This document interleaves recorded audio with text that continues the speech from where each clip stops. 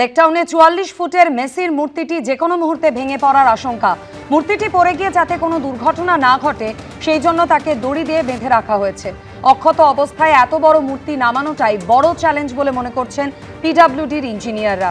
আজ ফের লেকটাউনে গিয়ে মূর্তি পরিদর্শন করেন পিডব্লিউডির ইঞ্জিনিয়াররা। মূর্তি নামাতে প্রয়োজন একাধিক বিশাল ক্রেন রাখতে গেলে লেকটাউনের মতো ব্যস্ত জায়গায় যান চলাচল বন্ধ রাখতে হবে, বন্ধ করতে হবে বিদ্যুৎ সংযোগও। মূর্তির পাশেই রয়েছে সাবওয়ে, তার উপরে এত ভারী ক্রেন রাখাও সম্ভব কিনা তা নিয়েও জটিলতা তৈরি হয়েছে।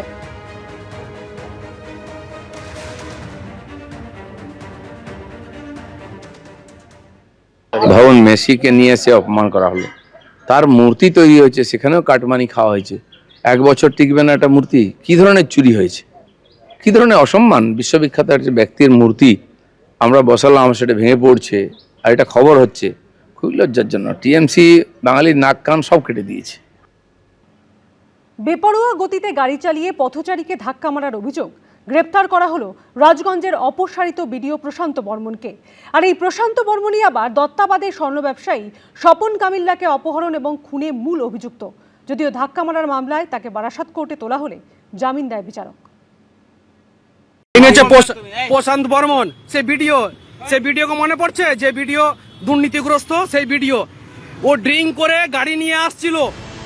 পরতে পরতে নাটক। প্রথমে বেপরোয়া গতিতে র্যাশ ড্রাইভিং, পথচারীকে ধাক্কা মেরে পালানোর চেষ্টা, তারপর ফিল্মি কায়দায় ঘাতক গাড়িকে ধাওয়া করে প্রত্যক্ষদর্শী এক স্কুটি চালকের আটকে দেওয়া। সোমবার রাতে এমনই ঘটনা ঘটল ইকোপার্ক থানা নিউ টাউনে। গোটা ঘটনায় নাটকীয় মোড় নিল গাড়ি চালকের পরিচয় সামনে আসার পর।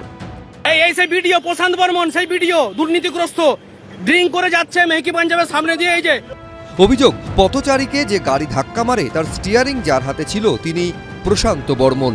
জলপাইগুড়ি রাজগঞ্জের অপসারিত বিডিও এই প্রশান্ত বর্মনই দত্তাবাদে স্বর্ণ ব্যবসায়ী স্বপন কামিল্লাকে অপহরণ ও খুনের ঘটনায় মূল অভিযুক্ত।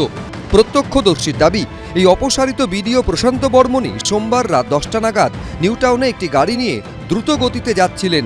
প্রত্যক্ষদর্শীর দাবি, টাল সামলাতে না পেরে গাড়িটি একজন পথচারীকে ধাক্কা মারে। রাস্তার একদিকে ছিটকে পড়ে যান তিনি। তারপরই স্কুটি চালক এক প্রত্যক্ষদর্শী গাড়িটিকে ধাওয়া করে আটকে দেন। এত পরিমাণে ড্রিঙ্ক করেছে যে গাড়ির কন্ট্রোল নেই ওনার হাতে। উনি বেরিয়ে চলে যাচ্ছিলেন। উনি ধাক্কা মারার পরেও বুঝতে পারছেন যে ধাক্কা মেরেছেন, তারপরে উনি বেরিয়ে চলে যাচ্ছিলেন।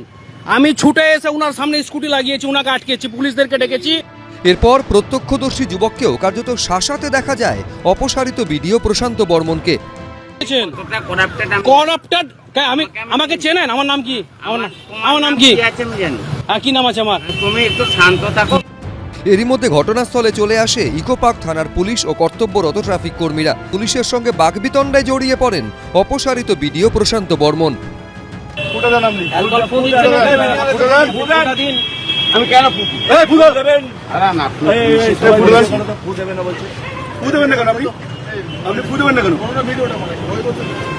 স্যাররা চাইছে ড্রিঙ্ক টেস্ট করবে, কিন্তু উনি টেস্ট করতে দিবেন না।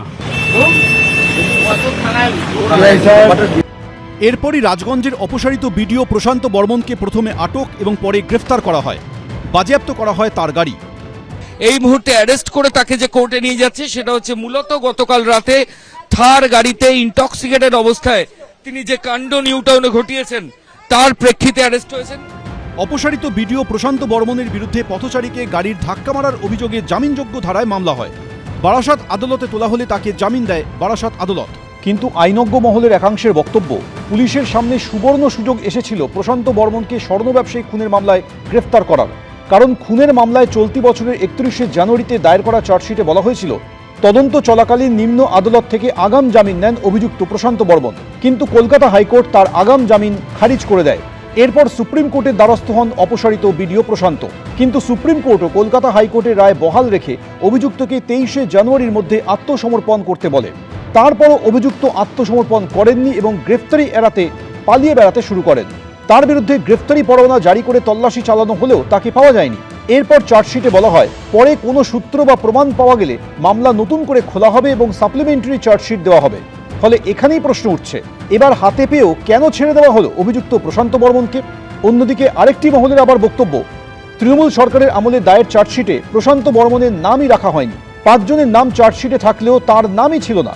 রাজু ঢালি, তুফান থাপা, সজল সরকার, বিবেকানন্দ সরকার এবং গোবিন্দ সরকারের নাম থাকলেও তৃণমূল সরকারের আমলে 31শে জানুয়ারি দায়ের করা চার্জশিটে নাম ছিল না অপসারিত বিডিও প্রশান্ত বর্মনের।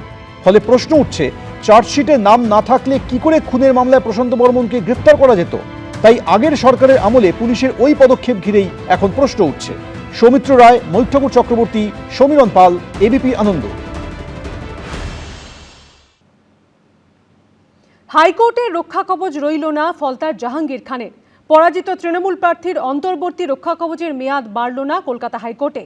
ভোট মিটে গেছে, এখন রক্ষা কবচ কেন প্রয়োজন? মঙ্গলবার মন্তব্য করলেন বিচারপতি। ভোটে ধাক্কার পর এবার হাইকোর্টেও ধাক্কা খেল তৃণমূলের পুষ্পা। ফলতার পরাজিত তৃণমূল প্রার্থী জাহাঙ্গীর খানের আইনি রক্ষা কবচ আর রইল না। তার অন্তর্বর্তী রক্ষা কবচের মেয়াদ বাড়ালো না কলকাতা হাইকোর্ট। ফলে জাহাঙ্গীর খানের বিরুদ্ধে কড়া পদক্ষেপ নিতে আর কোনো আইনি বাধা রইল না। মঙ্গলবার কলকাতা হাইকোর্টের বিচারপতি পার্থসারথী সেন বলেন, নির্বাচনের জন্য কোনো নথি না দেখেই 26শে মে পর্যন্ত রক্ষা কবচ দেওয়া হয়েছিল। ভোট মিটে গেছে, এখন রক্ষা কবচ কেন প্রয়োজন? জাহাঙ্গীর খানের আইনজীবীর উদ্দেশ্যে বিচারপতি সেন বলেন, পুলিশ যখন মামলা রুজু করেছে তখন তদন্ত তো হবেই, আত্মসমর্পণ করে জামিন নিন। আজকে আদালত বুঝেছেন যে জাহাঙ্গীর খানের কোনো প্রকার রক্ষা কবচ দেওয়া উচিত নয়, ফলে খুব স্বাভাবিকভাবেই আদালত সেই রক্ষা কবচ প্রত্যাহার করেছেন। এই মানুষটির বিরুদ্ধে অভিযোগ কী কী? এলাকায় সন্ত্রাস কায়েম করা, ত্রাস সৃষ্টি করা, এই ধরনের যারা প্রভাবশালী তারা যে কোনো সময় এভিডেন্স ট্যাম্পার করতে পারে, তারা যে কোনো সময় উইটনেসদের ভয় দেখাতে পারে। ফলে সেই অ্যাঙ্গেল থেকে নিশ্চিতভাবে তদন্তকারী সংস্থা এবং তদন্তের সঙ্গে সংশ্লিষ্ট আধিকারিক চাইলেই তাকে কাস্টাডিতে নিয়ে ইন্টারোগেশন করতে পারেন।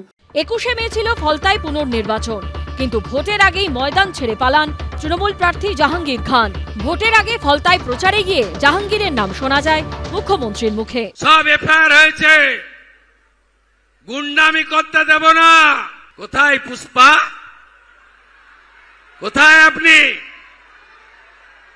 দেখতে পাওয়া যাচ্ছে না? 2021 পোস্ট পোল ভায়োলেন্স, জাতীয় মানবাধিকার কমিশন 19 জনকে নটোরিয়াস ক্রিমিনাল ঘোষণা করেছিল, যার মধ্যে এই ভাইপোর জাহাঙ্গীরও ছিল। আমার উপরে ছেড়ে দিন, আমার উপর ছেড়ে দিন, আমি ওর দায়িত্বটা নিয়ে গেলাম। গত 16ই মে জাহাঙ্গীর খানের আত্মীয় তৃণমূল নেতা সাইদুল খানকে গ্রেপ্তার করে পুলিশ। এরপরই গ্রেপ্তার হতে পারেন এই আশঙ্কা প্রকাশ করে কলকাতা হাইকোর্টের দ্বারস্থ হন জাহাঙ্গীর খান। সেই মামলাতেই মঙ্গলবার অন্তর্বর্তী রক্ষা কবচের মেয়াদ বাড়াতে অস্বীকার করল কলকাতা হাইকোর্ট। দুই ধরনের মামলায় পাওয়া দুটি অন্তর্বর্তী রক্ষা কবচই প্রত্যাহার করল আদালত। পর্যবেক্ষণে এদিন বিচারপতি বলেন, প্রতিটি এফআইআর এর ক্ষেত্রেই মূল অভিযুক্ত জাহাঙ্গীর খান। দায়ের হওয়া 7টি এফআইআর এর মধ্যে এমন কিছু তথ্য রয়েছে যার ভিত্তিতে প্রাথমিক তদন্ত করা যায়। এদিন আদালতে রাজ্য সরকারের আইনজীবী বলেন, এফআইআর খারিজের ওপর একটি মামলায় কলকাতা হাইকোর্ট যে রক্ষা কবচ দিয়েছিল সেটিও আজ উঠে গিয়েছে। জাহাঙ্গীর খানের আইনজীবীর উদ্দেশ্যে বিচারপতি বলেন, আপনি চাইলে মামলা প্রত্যাহার করে নিতে পারেন। আমি যদি পুলিশের রিপোর্টে দেখতে পাই যে অভিযোগের সপক্ষে প্রাথমিকভাবে প্রমাণ আছে, তাহলে এই আদালতের পর্যবেক্ষণ কিন্তু আপনার পক্ষে হিতকর হবে না। রিপোর্ট দেখার পর আমি কিন্তু মামলা প্রত্যাহারের সুযোগ দেব না। এরপরও অন্তর্বর্তী রক্ষা কবচের মেয়াদ বাড়ানোর দাবি জানান জাহাঙ্গীরের আইনজীবী। রাজ্য সরকারের আইনজীবী তখন বলেন, তদন্তে সহযোগিতা করবেন এই শর্তে জাহাঙ্গীর খানকে রক্ষা কবচ দেওয়া হয়। জাহাঙ্গীর খান বাড়িতে নেই, তদন্তে সহযোগিতা করছেন না। পুলিশ আধিকারিকরা বাড়িতে গেছিলেন, খুঁজে পাওয়া যায়নি। জেনারেল ডায়েরি করা হয়েছে। এরপর অন্তর্বর্তী রক্ষা কবচের মেয়াদ আর বাড়ায়নি কলকাতা হাইকোর্ট। সৌভিক মজুমদারের রিপোর্ট, এবিপি আনন্দ। এবিপি আনন্দ, এগিয়ে থাকে, এগিয়ে রাখে।